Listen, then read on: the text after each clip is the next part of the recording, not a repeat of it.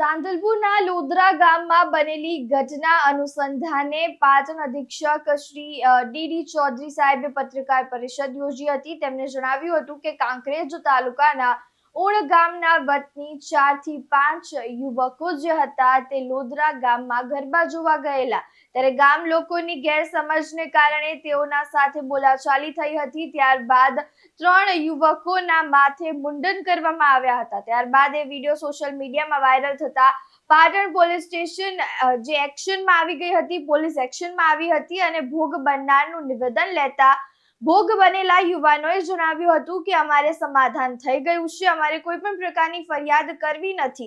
ત્યારે ડીડી ચૌધરી સાહેબે જણાવ્યું હતું કે અમે 4 ઇસમોને પકડી પાડ્યા છે અને ફરીથી આવી ઘટના ન થાય તે બદલ કડક પગલાં લેવામાં આવશે। થરા તાલુકાના ઓણ ગામના 3-4 છોકરાઓ સાતરપુર તાલુકાના લોધરા ગામે ગઈ તારીખ 30/9/2025ના રોજ ગરબે રમવા એમના સંબંધીના ત્યાં ગયેલા અને ગરબા રમતા દરમિયાન કોઈ બોલાચાલી થયેલી અને જેમાં ગેરસમજ પેદા થતો એ 2 છોકરાઓના જે માથાના વાળ કાપવામાં આવેલા અને એક ઘટના સોશિયલ મીડિયામાં વાયરલ થયેલી।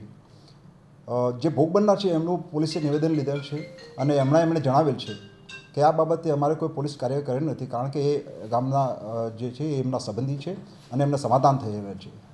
તેમ છતાં પોલીસે આ ઘટનાને ગંભીરતાથી લઈ અને જે ઇસમો હતા એમના વિરુદ્ધ એમને પકડી અને કાયદેસરની કાર્યવાહી કરવામાં આવેલ છે અને ભવિષ્યમાં પણ જો આવી ઘટના બનશે તો એમના વિરુદ્ધ પોલીસ કાયદેસરની કાર્યવાહી કરશે।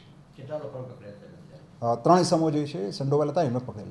આશીષ શાહ સાથે ચક્રવાત ન્યૂઝ પાટણ।